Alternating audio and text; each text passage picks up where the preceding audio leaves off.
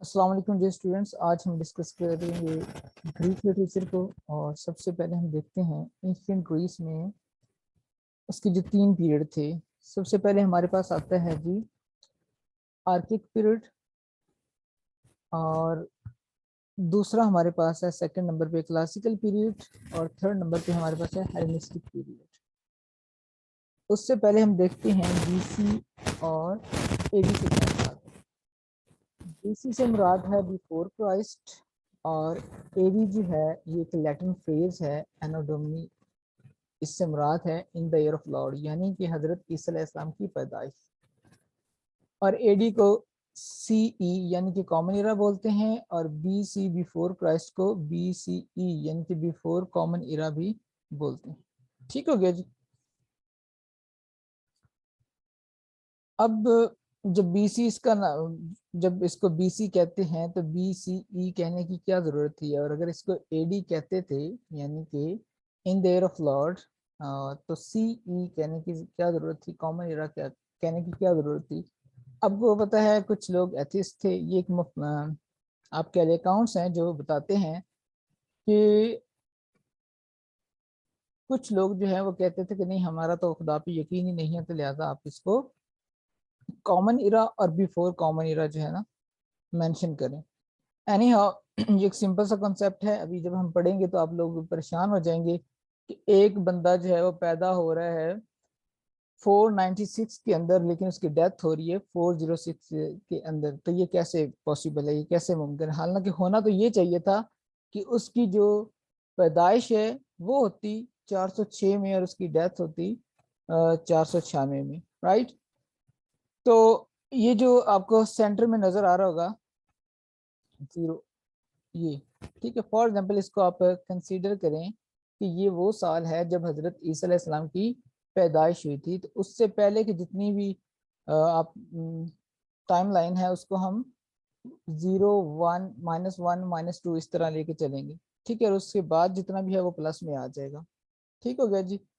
तो इसीलिए जो है वो डेट जो बी सी है बिफोर क्राइस्ट है, उसमें जो है वो पैदाइश आप देखते हैं जी वो बाद में हो रही होती है, लेकिन डेथ पहले हो रही होती है। तो इसलिए वहाँ वो वजह ये है कि उसको हम माइनस में लेके चलते हैं।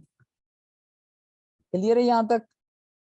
अब हम नेक्स्ट स्लाइड पे जाते हैं।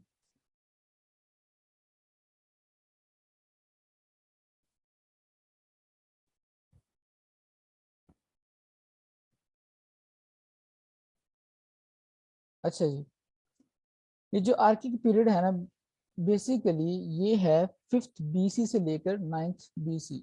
ठीक है, उससे पहले जितनी भी एजेस है उसको ग्रीक की डार्क एजेस कंसीडर किया जाता है, जिसमें इग्नोरेंस था, इनजस्टिस, और इस दूसरी डिफरेंट काइंड्स की जो मिजरीज वगैरह। ठीक है। और उस वक्त ग्रीस के अंदर जो है ना सिटी स्टेट्स होती थी। हर शहर की अपनी अलग से जो है ना स्टेट है, और इसके अलावा वो आपस में जंगो जदल में मसरूफ थे, वार्स के अंदर रहते थे। ठीक है।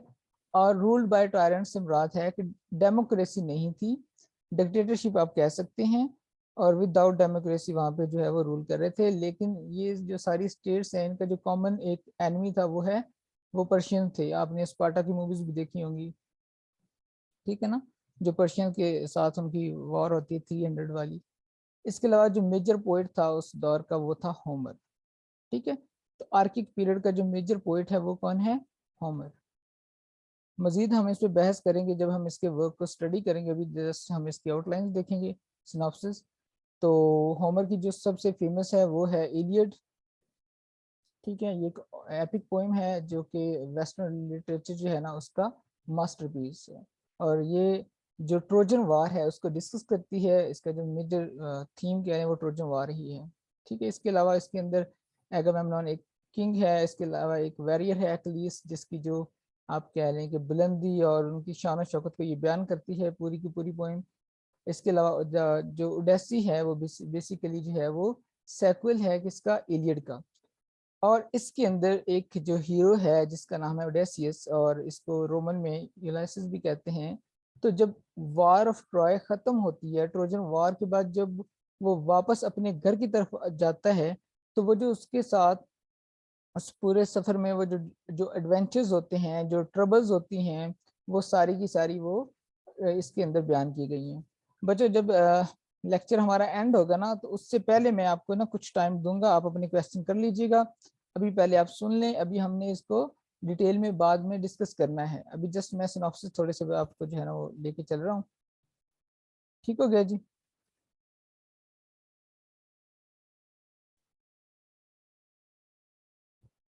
बच्चे आप लोगों को वॉइस नहीं आ रही? अगर एक बच्चे को नहीं आ रही तो वो अपना जो है ना वो नेट कनेक्शन देखें या माइक पे क्लिक करें।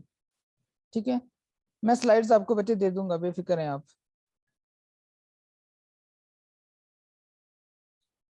जी, किसको वॉइस नहीं आ रही काइंडली?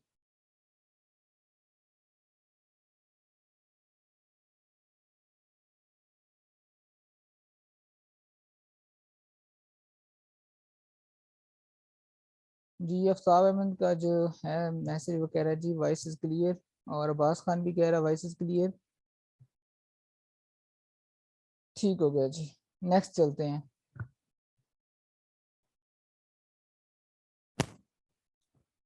उसके बाद हमारे पास आता है जी क्लासिकल पीरियड। क्लासिकल पीरियड वैसे तो 4 से 5th सेंचुरी BC है, लेकिन इसके अंदर एक क्वेश्चन आता है कि जो गोल्डन एज है वो किस सेंचुरी को कहा जाता है? जो 5th सेंचुरी है ना, 5th BC, तो उसको गोल्डन एज के नाम से याद किया जाता है, कंसिडर किया जाता है। इसके अलावा अगर हम क्लासिकल ड्रामा की बात करें तो वो कैसे मर्ज उसका रीजन बेसिकली ये है कि जैसे मैंने आपको पहले बताया कि डिक्टेटरशिप था, टायरेंट हुकूमत कर रहे थे। तो जब उनमें से एक पावर में आया तो उसने क्या किया, उसने पब्लिक को उनके उनको यूनाइट करने के लिए उसने जो है वो फेस्टिवल्स का आगाज करवाया। ठीक है, उसके अंदर through wine and through festival उसने लोगों को यूनाइट करने की कोशिश की। तो इसको हम डिटेल से पढ़ेंगे कि इन ड्रामों का आगाज कैसे हुआ, क्यों वो ट्राइब्यूट पेश करते थे गॉड डायंसिस को, गॉड डायंसिस कौन है, उस पर जो बहस है वो हम तब करेंगे जब हम उसको डिटेल से स्टडी करेंगे। ठीक हो गया जी? डायंसिस बेसिकली जो है वो गॉड ऑफ वाइन था, फर्टिलिटी था। और इसके अलावा उस फेस्टिवल में जो है वो 3 ट्रेजेडी पेश की जाती थी, और एक जो है कॉमेडी प्ले होता था जिसे साटर प्ले कहते हैं, यानी कि जिसके जो करेक्टर्स हैं वो मिथ से बिलोंग करते थे। ठीक है, और 3 जो मेजर ट्रेजेडियन थे उनमें एस्किलस है, सोफोक्लीज है एंड यूरिपिडीज है। ठीक है जी। और जो फर्स्ट ऑफ ऑल वहाँ पे सिर्फ एक करेक्टर होता था जो जिसे थेस्पियन कहा जाता था। उसके बाद स्टेज पर सेकंड करेक्टर इंट्रोड्यूस करवाया एस्किलस ने। ये क्वेश्चन बहुत इंपॉर्टेंट है, ये पूछा भी जाता है। और इसके अलावा इसके बाद जो सोफोक्लीज है उसने थर्ड करेक्टर को इंट्रोड्यूस करवाया स्टेज पर। ठीक है, और इसके बाद उनका थर्ड पीरियड आता है Hellenistic period. Alexander the great का जो पीरियड था वो हेलेनिस्टिक पीरियड के नाम से जाना जाता है। और उसके बाद इनका डिक्लाइन स्टार्ट हो जाता है, और उसके बाद जो रोमन है उनका राइज। ठीक है, रोमन एम्पायर जो है वो उनका अरूज स्टार्ट हो जाता है। अब हम जो है ना राइटर्स को डिस्कस करते हैं वन बाय वन।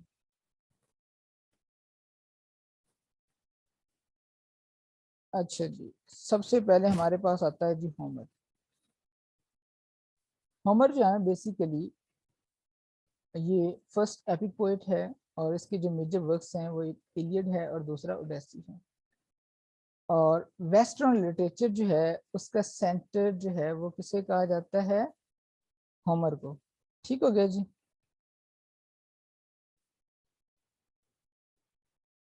यहाँ तक क्लियर है? अच्छा जी, वेस्टर्न लिटरेचर का जो सेंटर है वो किसे कहा जाता है? होमर को। ठीक है, और होमर की जो इम्पोर्टेंस है वो जो प्लेटो है वो अपनी रिपब्लिक बुक के अंदर लिखता है, उसे याद करता है या कंसीडर करता है फर्स्ट टीचर के नाम से। और इसके अलावा उसे कहता है he was the leader of Greek culture. ठीक है, अच्छा, जो होमर है उसके बारे में भी कहा जाता है कि वो एक ब्लाइंड पोइट था। ये क्वेश्चन भी आता है, लेकिन आपको पता होना चाहिए कि जो मिल्टन है वो भी एक ब्लाइंड पोइट था। तो क्वेश्चन में आपने देख भी लेना है कि ऑप्शन क्या दिए गए हैं और स्टेटमेंट क्या है।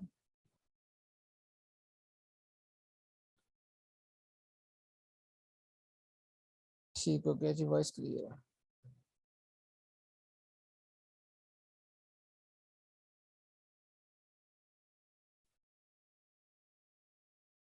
इलियड। अब बेसिकली इलियड का आपको पता है कि ये वॉर ऑफ ट्रॉय है जो इसके अंदर बयान की गई है, लेकिन ये स्टार्ट क्यों हुई थी, इसके पीछे क्या रीजन थी। तो पहले तो हम डिस्कस करते हैं कि इलियड को और किस नाम से जाना जाता है। इसको सॉन्ग ऑफ इलियन या सॉन्ग ऑफ इलियन भी कहा जाता है, ठीक है जी। इसके अलावा इसके अंदर जो हेलन है, वाइफ ऑफ मैनिलस, मैनिलस जो एक किंग था और इसका जो भाई है वो है किंग एगामेमनोन, ठीक है। इसका ये ब्रदर था और इसकी वाइफ का नाम था हेलन। दूसरी तरफ अच्छा एक और बात कि ये उस वक्त दुनिया की सबसे खूबसूरत तरीन लेडी थी, the most beautiful lady in the world कौन थी, हेलन। और जो ये जो गॉड जियस है, जिसको जियस भी कहते हैं, उसकी डॉटर थी, ठीक है। दूसरी तरफ जो ट्रोजन प्रिंस है पेरिस उसका नाम था और वो था सन ऑफ प्राइम एंड हेक्यूबा। इसके अलावा जो पेरिस है उसका एक भाई था जो कि एक बहुत बड़ा वैरियर था, उसका नाम था हेक्टर, ठीक है। अब ये जो मैनिलस है, ठीक है, किंग ऑफ स्पार्टा, इसकी जो वाइफ एलन जब ये भाग जाती है पेरिस के साथ ट्रॉय में, तो उसके बाद वो अपने भाई के पास आता है किंग एगामेम्नॉन के पास, और फिर वो डिफरेंट स्टेट्स को इकट्ठा करके ट्रॉय पे हमला करते हैं, ठीक है, जिसके अंदर मेजर कंट्रीब्यूशन है एक्लीस का, उसके बाद ओडेसियस है। तो ये इसके मेजर जो है ना वैरियर्स थे या हीरोज थे।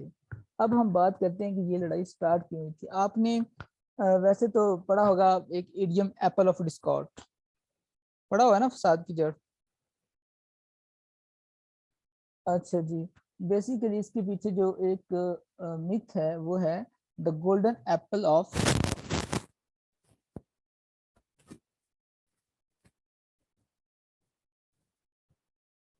अब ये जो मिथ है इसके अंदर होता ये है कि एक कपल की शादी होती है, ठीक, और उस कपल का नाम होता है पिलियस एंड थेटिस। ये एक कपल है और उसकी शादी होती है। उस शादी में उन्होंने तमाम गॉड्सेस एंड गॉड्स उनको बुलाया होता है, तमाम वेरियर्स भी होते हैं सिवाय एक के, और उसका नाम था गॉडिस एरिस, ठीक है। और जो एरिस है basically she was the goddess of discord, वो फसाद की देवी थी, इसलिए उसको नहीं बुलाया गया कि कहीं वहां पे वो कोई फसाद ना खड़ा कर दे। तो जब बाकी तमाम को बुलाया और उसको नहीं बुलाया तो उसको ये बात पसंद नहीं आई, ठीक है, जिसकी वजह से वो गुस्से में आई और वो वहां पे चली गई। उसके पास एक गोल्डन एप्पल था और उस एप्पल पर उसने क्या लिख दिया, फॉर द प्रिटी वन, ठीक हो गया जी। उस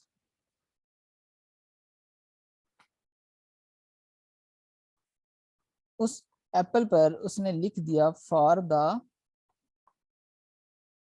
प्रिटी वन।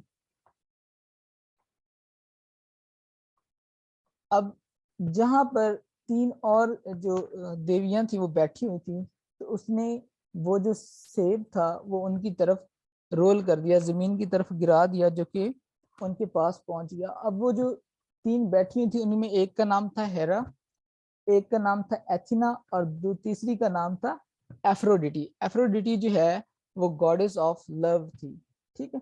तो जब ये सेब उनके पास पहुंचा तो हर एक ने ये दावा किया कि मैं सबसे ज्यादा खूबसूरत हूँ और ये जो गोल्डन एप्पल है ये मेरे लिए है। और जब उनमें झगड़ा शुरू हुआ तो वो जो फैसला है वो अपने जो सबसे बड़ा उनका गॉड है, गॉड जियस, उसके पास लेकर गए। अब जियस ने ये फैसला दिया कि भाई इसका फैसला जो है वो जो प्रिंस पेरिस है वो करेगा कि ये किसको मिलना चाहिए और ये किसका है। जब फैसला पेरिस के पास गया तो ये जो एफ्रोडिटी है the goddess of love and beauty, उसने उसे ये लालच दिया कि अगर आप ये फैसला मेरे हक में करते हैं तो मैं आपको दुनिया की खूबसूरत तरीन जो है लड़की वो दूंगी जिसका नाम है हेलन। तो इस तरह जो पेरिस है, ठीक है,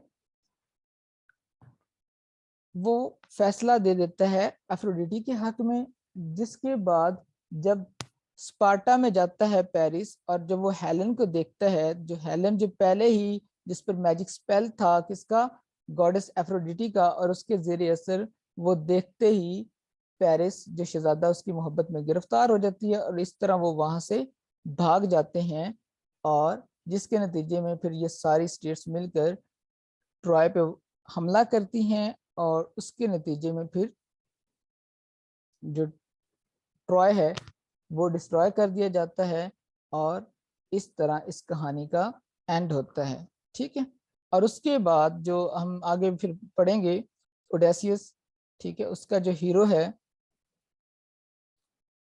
अच्छा, एक और बात, जो गॉड डायonysus है ना, उसको रोमन के अंदर जो है वो बैकस के नाम से याद किया जाता है।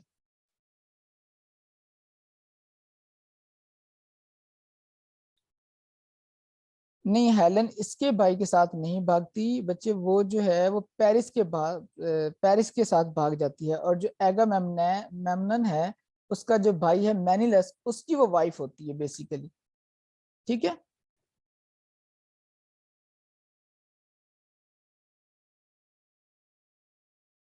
जी यहाँ तक कोई क्वेश्चन है तो कर लें, फिर आगे चलते हैं। यहाँ तक कोई क्वेश्चन है तो पूछ सकते हैं आप। जी बच्चे, हमारी आप क्लियर है? कोई और क्वेश्चन?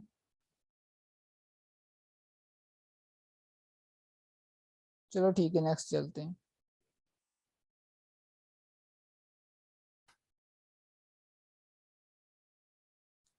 अच्छा जी, नेक्स्ट इलियड के बाद जो होमर की दूसरी एपिक है वो है ओडेसी, और ओडेसी का जो हीरो है वो होता है ओडेसियस, जिसको रोमन मिथ के अंदर यूलाइसिस के नाम से जाना जाता है। इस पे एक नावल भी लिखा हुआ है जो कि था जेम्स जॉइस का, ये आपको याद होना चाहिए, और इसी टाइटल पर एक पोएम भी लिखी हुई है जो कि है टेनिसन की, ये भी आपको याद होना चाहिए। ठीक है, इसके अलावा ओडेसियस के बारे में जो पूछा जाता है वो इम्पोर्टेंट ये है कि ये ओडेसियस जो है ये किस स्टेट का किंग था, ये एथिका का बादशाह था। ठीक है, और अब होता क्या है, जो वॉर ऑफ ट्रॉय है इसके बारे में क्वेश्चन ये आता है, ये कितने साल तक जो है वो जारी रहती है?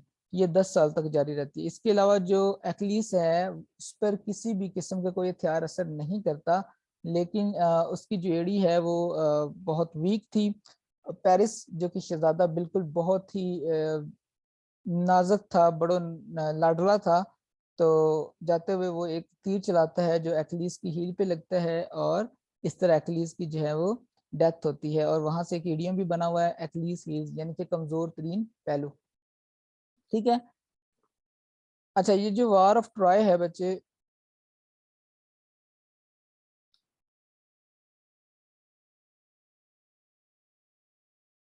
बेसिकली जितनी भी ये मिथ है ना, हमारे नज़दीक तो ये सारी फिक्शन ही है। ठीक है, लेकिन अगर आप यूरोपियन को पढ़ते हैं तो वो कहते हैं ये सब रियलिटी बेस्ड है। ठीक है क्या फैसल? अच्छा, अब ये क्वेश्चन पूछा जाता है ट्रॉय वॉर कितने साल तक जारी रही? 10 साल तक। फिर क्वेश्चन आता है जी ओडेसियस जो है वो कितने साल में घर पहुंचा? ठीक है, तो उस वो ओडेसियस जब ट्रोजन वॉर खत्म होती है, जब वो अपना सफर स्टार्ट करता है, वहां से लेकर अपने घर पहुंचते पहुंचते उसको 10 साल का अरसा गुजर जाता है। ठीक है, ये काफी लंबी स्टोरी है, तो इसको आप समरी इसकी पढ़ लीजिएगा। बहरहाल ये लिखा भी है ओडेसियस को 10 ईयर्स लगते हैं अपनी स्टेट एथका पहुंचने में। ठीक है, और इसकी जो बीवी है उसका नाम पेनल्पी है, और इसका जो बेटा था उसका नाम था टेलीमैकस। ठीक है, और सबसे पहले इसको जो मुकम्मल तौर पे ट्रांसलेट किया था वो जॉर्ज चैंपियन है, इसने 1616 में ट्रांसलेट किया था, और ये क्वेश्चन भी अक्सर पूछा जाता है।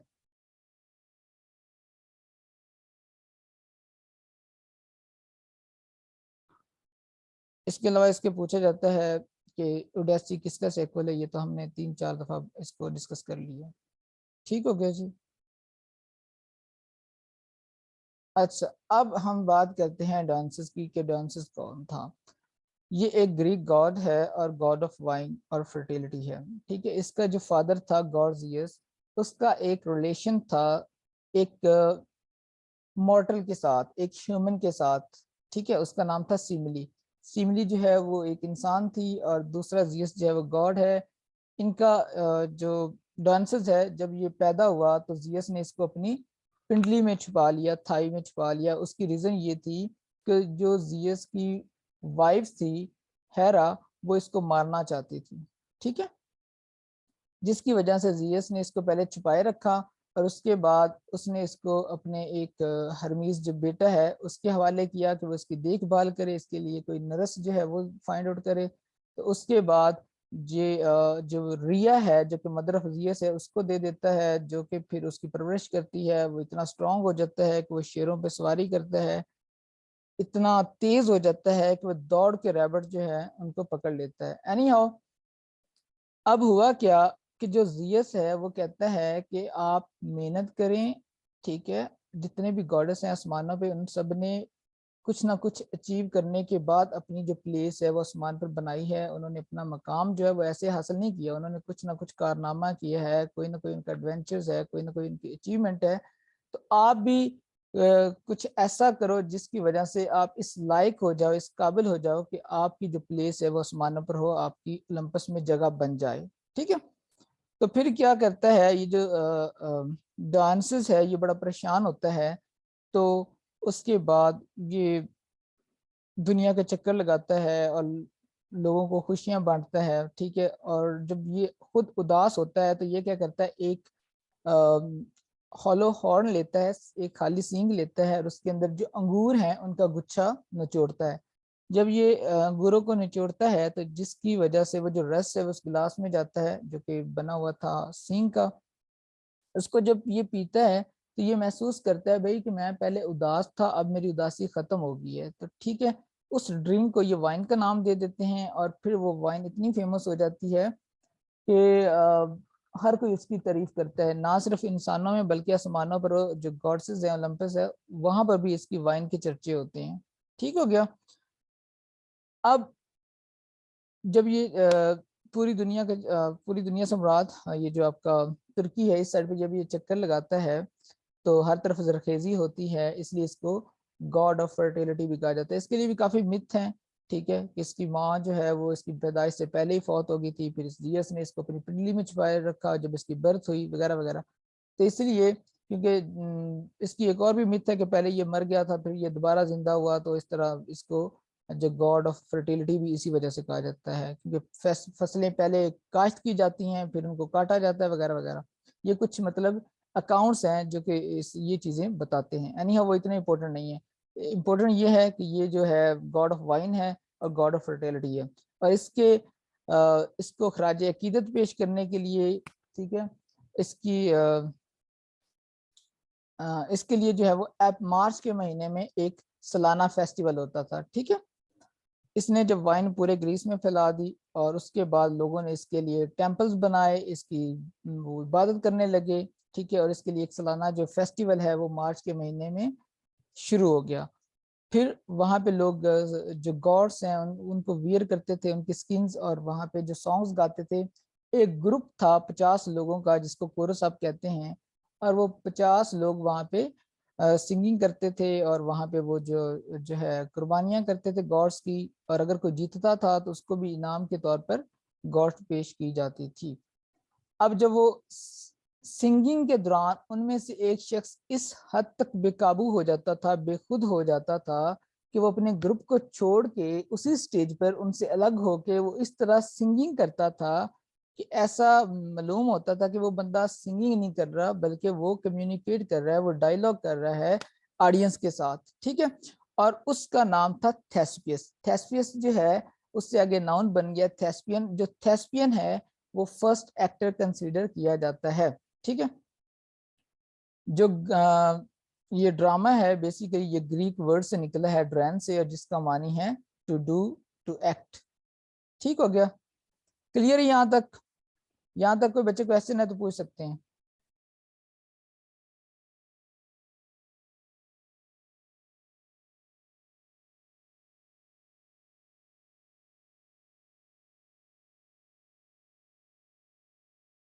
जी यहाँ तक क्वेश्चन? चलो ठीक है जी।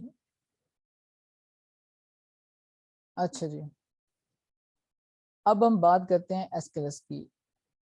एस्केलस जो है ये father of Greek tragedy consider किया जाता है, ठीक है। अगर क्वेश्चन आता है who is known as the father of tragedy, तो वो कौन है, एस्किलस है। ठीक है, इसने स्टेज पर सेकंड कैरेक्टर को इंट्रोड्यूस करवाया था।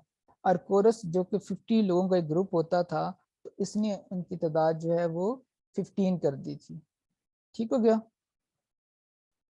अच्छा जी, इसने कितनी दफा ये प्राइज जीता था, जो फेस्टिवल होता था वहां पे ये लोग 4 प्लेस पेश करते थे। एक ट्रायलॉजी होती थी, सीरीज पूरी 3 ट्रेजेडी पर मुश्तमिल, और चौथा जो एक सैटर प्ले होता था जो कि एक मिथिकल करेक्टर्स पर बेस्ड होता था, लेकिन एंडिंग उसकी जो है वो हैप्पी होती थी। ठीक है, तो अच्छा एक और बात मैं बताना भूल गया, वो जो थेस्पियन था जब वो कम्युनिकेट करता था, तो फिर जब वो डायलॉग जो है वो स्विच करता था, यानी कि एक करेक्टर से दूसरे करेक्टर की तरफ स्विच करता था, होता तो वो सिंगल ही था, वो एक शख्स ही डिफरेंट करेक्टर्स को प्रेजेंट करता था ना, तो इस वजह से उसने फिर फीलिंग्स और तासुरात को, इम्प्रेशन को शो करने के लिए, दिखाने के लिए ऑडियंस को उसने मास्क का इस्तेमाल किया। ठीक है, वो जो अक्सर आपने पिक्चर्स के अंदर डिफरेंट किस्म के मास्क देखते हैं ना, तो वो उसी ने जो है वो इंट्रोड्यूस करवाए थे। अच्छा, अब इसके अलावा इसके जो फेमस मेजर प्लेज हैं उनमें से है द पर्शियंस, इसके अलावा एक्सपेरिमेंट्स है, 7 अगेंस्ट थीबस है, लेकिन जो इसका मोस्ट फेमस ट्रायलॉजी है वो है ओरेस्टिया। ओरेस्टिया में एक एगामेम्नेन है इसका प्ले। ठीक है, दूसरा इसके अलावा इसके जो 2 पार्ट्स हैं वो आगे डिस्कस करते हैं। ये जो प्रोमेथियस बाउंड है, कुछ कहते हैं ये इसने लिखा है, कुछ कहते हैं ये इसके बेटे ने लिखा है, एनी हाउ ये इसके साथ ही रिलेट किया जाता है, इसी का कंसिडर किया जाता है। अच्छा, अब हम ट्रायलॉजी की बात करते हैं। इसकी जो मोस्ट फेमस है द रेस्टिया, इसके 3 पार्ट्स हैं। ठीक है, पहला एगमेम्नॉन, दूसरा है लिबिशियन बियरर्स, और तीसरा है द ह्यूमनाइडीज। अब इसके अंदर स्टोरी क्या है, इसकी स्टोरी है जब जो ग्रीक हीरो एगामेम्नन है, जब वो ट्रॉय पे जाता है वॉर ऑफ ट्रॉय के लिए। ठीक है, तो उसके बाद जो उसकी वाइफ है क्लेटेमनेस्ट्रा, जो उसकी बीवी होती है, वो अपने लवर एजिस्टियस के साथ मिलकर प्लान करती है कि वो जब एगामेम्नन वापस आएगा तो उसको कत्ल कर देंगी। ठीक है, क्लेटेमनेस्ट्रा जो है वो सिस्टर होती है हेलन ऑफ ट्रॉय की। आपने एक और मिथ पढ़ी होगी स्वान वाली, एनी हाउ। तो ये जो हेलन है और ये जिसकी जो सिस्टर है क्लेटेमनेस्ट्रा, ये दोनों जो है जियस की डॉटर्स होती हैं। ठीक है, उसके बाद नेक्स्ट ये होता है कि जो एगामेम्नॉन है, इसके जो चिल्ड्रन है उनमें से एक ओरेस्टियस होता है जिसका बेटा है, दूसरा इलेक्ट्रा जो उसकी डॉटर है, और वो आ, अपनी माँ से बदला लेने की ख्वाहिश जाहिर करते हैं। वो ठान लेते हैं कि जी हमने अपनी माँ से बदला लेना है क्योंकि इसने हमारे फादर को मारा है। तो उसके बाद जो उनका बेटा होता है एगामेम्नॉन का, वो अपनी माँ को कत्ल कर देता है, और उसके बाद नेक्स्ट प्ले के अंदर ये ह्यूमनाइडीज है, वो क्या करता है एज अ पनिशमेंट, वो जो है वो इनको चेज करता है क्योंकि इन्होंने अपनी माँ का कत्ल किया होता है। और ये इस पूरी 3 जो प्लेज हैं उनकी स्टोरी है। ठीक है, ये इतनी जरूरी नहीं है, लेकिन जस्ट मैंने आपको अंडरस्टैंडिंग के लिए बता दी है।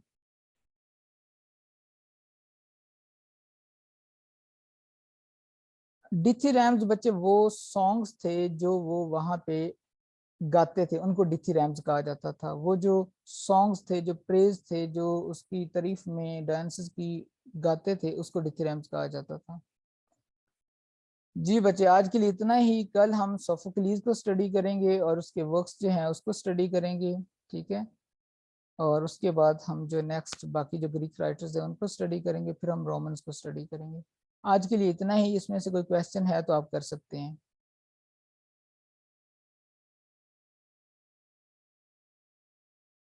जी, किसी बच्चे का क्वेश्चन हो तो पूछ लें। कोरस के 50 मेंबर थे, 50 से 15, 15 से 12। ठीक है, ये जो कोरस है ना, इसके 50 मेंबर थे, और जो एस्किलस है उसने 50 से इनको 12 कर दिया। ठीक है, और 12 से फिर जो सोफोक्लीज है उसने इसके जो ग्रुप मेंबर्स है उनको 15 कर दिया। ठीक है, पहले 50 थे, और फर्स्ट करेक्टर जो है एक्टर, उसका नाम थेस्पियन है। उसके बाद सेकंड करेक्टर इंट्रोड्यूस करवाया किसने, एस्किलस ने, और एस्किलस ने 50 ग्रुप के मेंबर से 12 कर दिए, और फिर जब सोफोक्लीज आता है वो थर्ड करेक्टर भी इंट्रोड्यूस करवाता है, और दोबारा 12 से जो कोरस है उसके मेंबर 15 कर देता है।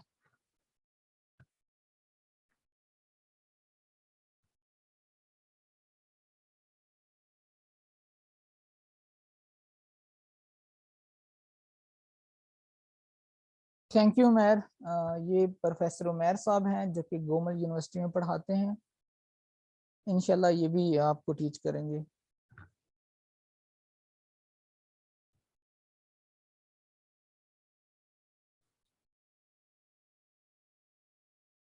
जी बच्चे,